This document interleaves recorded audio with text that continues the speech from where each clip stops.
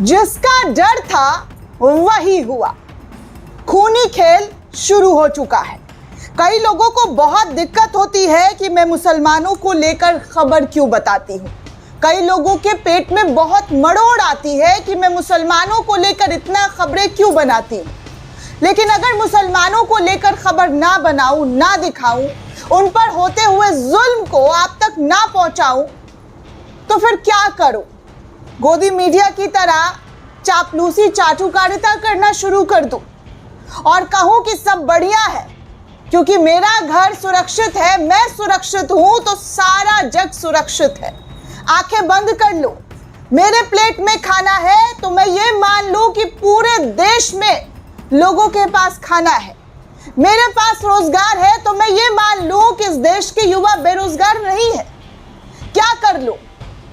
दोस्तों, अभी कुछ दिन पहले मैंने एक खबर बताई थी, आप लोगों को सावधान किया था, स्पेशली मुसलमानों को सावधान किया था कि सावधान हो जाइए, आपकी मौत कहीं पर भी आ सकती है, आप पर हमला कहीं पर भी हो सकता है, आपकी जिंदगी कभी भी खत्म हो सकती है। आप अपने परिवार का सहारा, जो इकलौते सहारा है, उसको छीन लिया जा सकता है क्योंकि नफरत का जो खेल है ना, वो इस कदर मंडरा चुका है हमारे इर्द गिर्द कि हमारी जान की सुरक्षा, हमारी जान की सिक्योरिटी कोई नहीं लेने वाला है। इस देश में मुसलमान प्रताड़ित भी होते हैं, जुल्म भी उन पर होता है और अपराधी भी बन जाते हैं। क्या मैं गलत कह रही हूं? बताइए, अगर सच बोलने की हिम्मत है तो बताइए और सुनाइए समाज के लोगों को कि मैं गलत बोल रही हूं। लिखना शुरू कीजिए कि मैं गलत बोल रही हूं। उन पर जुल्म नहीं होता है, उन पर नहीं होता है खौफनाक हमला, उनकी धार्मिक पहचान देखकर उनको टारगेट नहीं किया जाता है, उर्दू नाम वाले इजी टारगेट नहीं होते हैं। बहुत आसानी से उनको मारा जाता है, बहुत आसानी से उन पर हमला कर दिया जाता है, बहुत ही आसानी से उन पर कभी भी किसी भी वक्त मौत के घाट उतार दिया जाता है और वो मुसलमान बेचारे उफ नहीं कर पाते हैं। कैसे करेंगे भाई? कैसे उफ करेंगे? क्योंकि उनका जुल्म सहने के लिए उनके इतनी हिम्मत जो है किसी के पास नहीं है। और उनका जुल्म मीडिया वालों के लिए भी जुल्म नहीं है। वो तो खुश हो जाते हैं दोस्तों, खुश होकर ऐसा लहालोट होते हैं कि जैसे इस देश के मुसलमानों को ख़त्म करना ही एकमात्र इनका मकसद हो जाता है। ऐसा मकसद दोस्तों कि ईद के मौके पर एक मुस्लिम परिवार के अंदर मातम छा गया। ऐसा मातम दोस्तों कि इसकी खबर भी कहीं से कहीं तक नहीं दिखाई दे रही है। देश की राजधानी में कैसे एक शख्स को मौत के घाट उतार दिया गया, कैसे दिल्ली के जहांगीरपुरी में एक मुस्लिम शख्स की, एक मुस्लिम नौजवान की हत्या कर दी गई। क्या आपको पता चला खूनी खेल कैसे खेला जा रहा है? बोलूंगी बात कड़वी है लेकिन हकीकत है दोस्तों कि कैसे जो है दिल्ली में ईद की रात एक हत्या को अंजाम दिया गया। एक मामूली विवाद इतनी ज़्यादा बढ़ गई दोस्तों कि कत्ल हो गया है।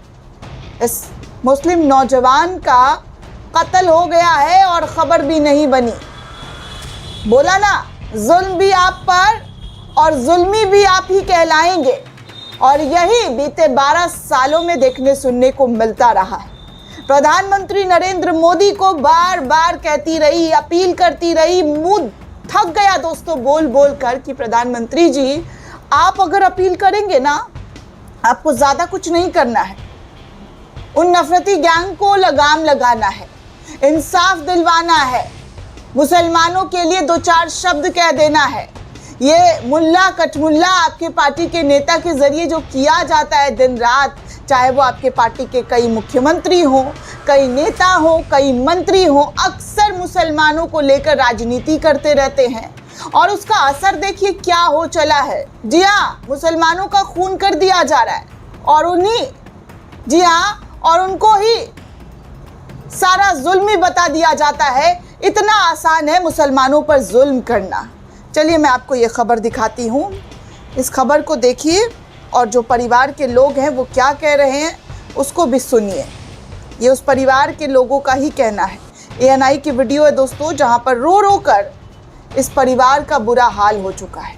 कहा था ना, छोटी सी विवाद भी आपके घर तक पहुंच जाती है और मौत का सबब बन जाती है, क्योंकि आपका नाम उर्दू वाला है। दरअसल दोस्तों, बकरीद के दिन 26 साल के मुस्लिम युवक मोहम्मद अरबाज की चाकू भोंक कर हत्या कर दी गई। मृतक अरबाज के बड़े भाई मीडिया के सामने कह रहे हैं, ANI की वीडियो है दोस्तों, मैं नहीं दिखा सकती हूँ क्योंकि इन लोगों का जो होता है वही कॉपीराइट इशू। और यहाँ पर मृतक अरबाज के भाई कह रहे हैं कि ईद के दिन मेरे भाई या फिर उसके दोस्त सलमान ने एक लड़के को दुकान से सिगरेट लाने को कहा। इस पर लड़के ने कहा कि मैं तेरे बाप का नौकर हूँ क्या। इसके बाद अरबाज ने बच्चे को कहा, कोई बात नहीं बेटे, तुम बच्चे हो, हम तुमसे कुछ नहीं कह रहे हैं, तुम जाओ। फिर उस लड़के ने अपने भाई चीमा, सौरभ और अन्य को वहाँ पर ले आया और कह रहे हैं, ये जो शख्स है जिसके भाई अरबाज के, वो कह रहे हैं कि मेरे भाई अरबाज ने मामले को शांत कराने की काफ़ी ज़्यादा कोशिश की, माफ़ी तक मांगी, पर उनका इरादा मेरे भाई को जान से मारने का ही था। सोचिए कितनी छोटी सी बात थी, सिगरेट लाने को कहा था और वो जब मतलब इस बात को लेकर हल्का फुल्का विवाद हुआ, माफ़ी तक अरबाज ने मांग ली, लेकिन उसकी माफ़ी को ये लोग एक्सेप्ट नहीं करते हुए नजर आए। वो सभी हाथ में चाकू लेकर आए थे। आरोप यही लगा रहे हैं उनके परिवार के लोग दोस्तों। जो अरबाज है उस परिवार के लोग कह रहे हैं कि वो हाथ में इरादतन चाकू लेकर पहुंचे थे और सबके सब हाथों में चाकू लेकर आए थे और उन लोगों ने मेरे भाई अरबाज की चाकू मार कर हत्या कर दी। सौरभ उनमें मुख्य आरोपी था, लेकिन पुलिस ने मुख्य आरोपी को ही छोड़ दिया। मेरे अस्पताल पहुंचने में 10-15 मिनट बाद मेरे भाई की जो है अस्पताल के अंदर मौत हो गई। नफरत ही तो है दोस्तों जो इस कदर लोगों के सर पर खून सवार कर रहा है कि भैया मुल्लों को मारना है, मुसलमानों को मारना है और हर तरीके से मारना है। कभी गाय का आरोप लगाकर, कभी कुछ आरोप लगाकर, तो कभी कुछ आरोप लगाकर। और यहाँ पर तो एक मामूली सा विवाद, और ये विवाद इस कदर बढ़ गया कि नफरती गैंग ने अरबाज को मार दिया, उसके परिवार को मार दिया। पूरी जिंदगी ये कलंक कौन मिटा पाएगा। अभी कुछ दिन पहले हिंदूवादी संगठन उत्पात मचा रहे थे दोस्तों, आपको याद होगा, जबकि ये आपसी रंजिश का मामला था, लेकिन हिंदू मुसलमान इसी दिल्ली के अंदर किया गया था तरुण मामले में। याद है कि नहीं याद है? कैसे मुसलमानों के घर पर बुलडोजर चलवा दिया गया, आनन फानन उनके घर को तोड़ दिया गया, जबकि बताया गया कि 30 साल का पुराना विवाद था, लेकिन खूब हल्ला काटा गया, हंगामा काटा गया। तब ईद उस वक्त जो है मीठी ईद थी दोस्तों, ईद उल फित्र था, और आज बकरीद, और बकरीद के मौके पर उस परिवार का चिराग बुझा दिया गया। उस परिवार के लोगों को किस तरीके से दर्द महसूस हो रहा होगा, कोई नहीं समझ रहा होगा। कानून अगर सबके लिए बराबर है तो इंसाफ उसी तरीके से दिया जाए जिस तरीके से तरुण मामले में पुलिस एक्टिव हो गई थी। गृह मंत्री अमित शाह साहब, आप दिल्ली में ही सत्ता चलाते हैं ना बैठकर, आपके नाक के नीचे लगातार मुसलमानों की हत्या हो रही है, मुसलमानों को पीटा जा रहा है, मारा जा रहा है, उनकी जान चली जा रही है। क्या कर रहे हैं आप? बस मुख्य दर्शक बनकर आप और आपकी पुलिस देख रही है।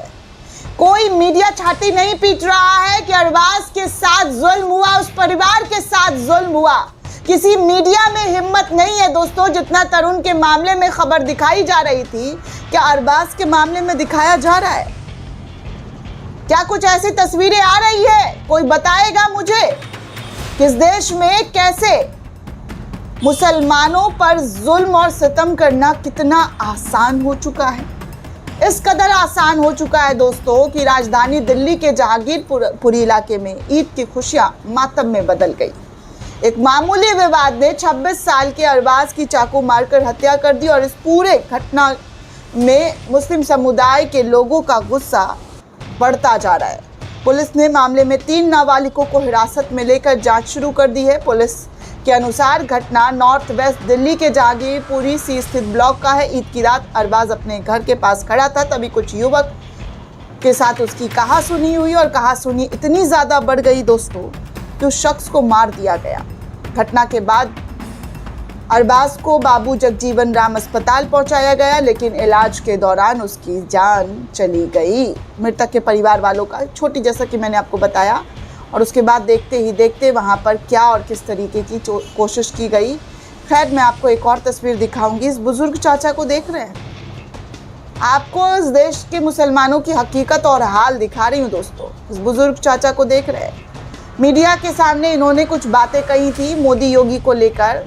लोकतांत्रिक देश है दोस्तों, और लोकतांत्रिक देश में किसी को भी कुछ भी कहने का अधिकार होता है, लेकिन उस अधिकार को अगर मुसलमान के जरिए कुछ कह दिया गया तो उसको ऐसा मारा गया दोस्तों, उस बुजुर्ग चाचा को, कि वो गए तो थे अपने दोनों पैर पर सलामत होकर, लेकिन निकले लंगड़ाते हुए। इस उम्र में इनकी इस कदर पिटाई की गई है। योगी आदित्यनाथ को गुंडा कहने पर यूपी पुलिस इस बुजुर्ग की पिटाई करके वीडियो वायरल करती है।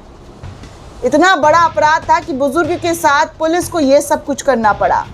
समझ रहे हैं, संवैधानिक कुर्सी पर बैठकर कैसे पुराने रिकॉर्ड्स धुल जाते हैं इन लोगों के, शायद इन लोगों को याद नहीं है, पर पुलिस के पास तो फाइल होगी ना दोस्तों।